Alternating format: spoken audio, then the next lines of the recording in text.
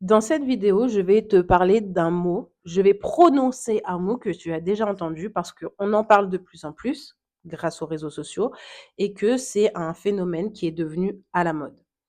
La Kundalini. Un mot qui fait rêver pour certains et qui fait peur pour d'autres. Je vais t'en parler, mais je vais aussi te parler d'une chose que presque personne n'aborde dans ce milieu, c'est la dangerosité potentielle de cette pratique. Parce que jouer avec des états énergétiques intenses, sans vrai cadre, sans vraie pratique, sans vraiment connaître la tradition qui est derrière, peut déstabiliser des gens fragiles. Et c'est absolument de ma responsabilité de te le dire parce que je ne vais pas jouer avec ta fragilité aujourd'hui.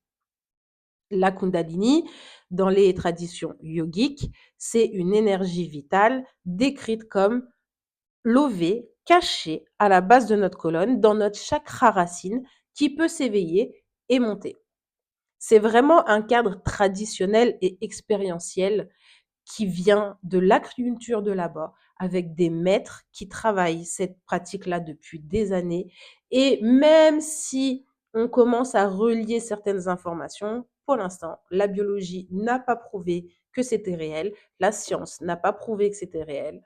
Pourtant, ça reste un langage qui est millénaire, cohérent et puissant, surtout quand on s'intéresse à tout ce qui est méridien, système nerveux et chakra. D'accord? Donc, est-ce que la science regarde ces états-là?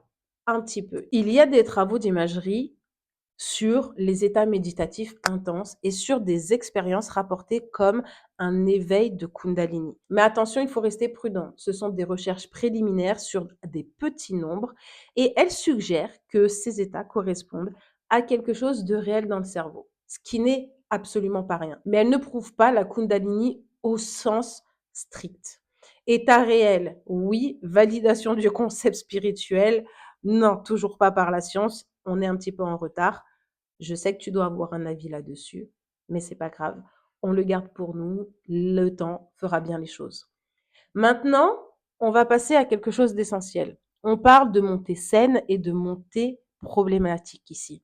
Une ouverture énergétique trop rapide, trop forte, sans ancrage, peut provoquer ce que la psychologie transpersonnelle appelle une urgence spirituelle. Ça se présente avec une angoisse intense, une insomnie, des sensations de perte de pied et surtout une dissociation de personnalité. Ce n'est pas un jeu.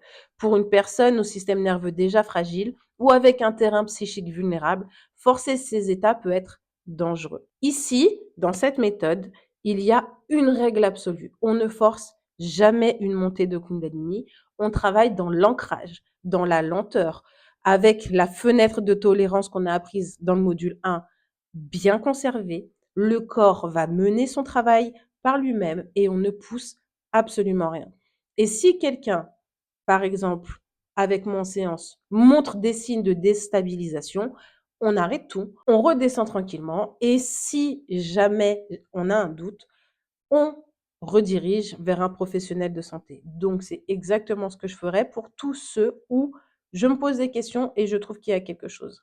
Parce que la puissance en sécurité, ce n'est absolument pas de la maîtrise, c'est de l'imprudence. Et aujourd'hui, malheureusement, beaucoup jouent avec ça. Des personnes se forment en ligne avec une journée de pratique physique et estiment être capables de nous faire des activations de Kundalini.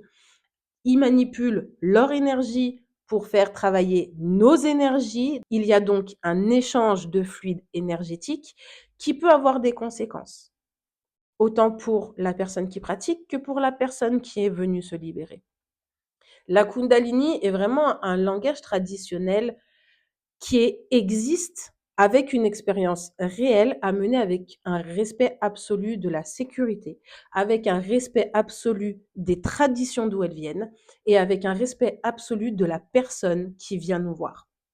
Bien évidemment, là aujourd'hui, je te dis Kundalini, mais ça peut être Ki, Chi, peu importe le terme en fait. Toutes les traditions asiatiques parlent de la même chose. C'est juste qu'ils ont des mots différents parce qu'ils ont des langues différentes.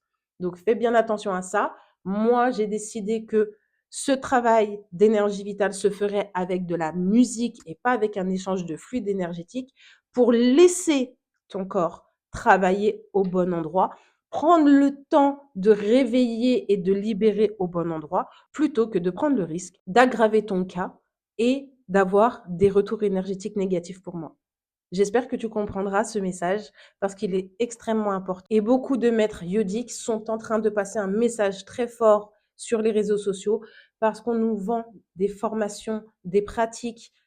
Les séances ne sont pas si chères que ça, mais les formations pour le pratiquer sur d'autres à des prix exorbitants, alors qu'on n'a même pas de base la tradition qui va avec, même si bien évidemment ils sont ouverts à l'apprentissage. On respecte d'où ça vient. On respecte la personne qui vient nous voir et on se respecte nous en premier.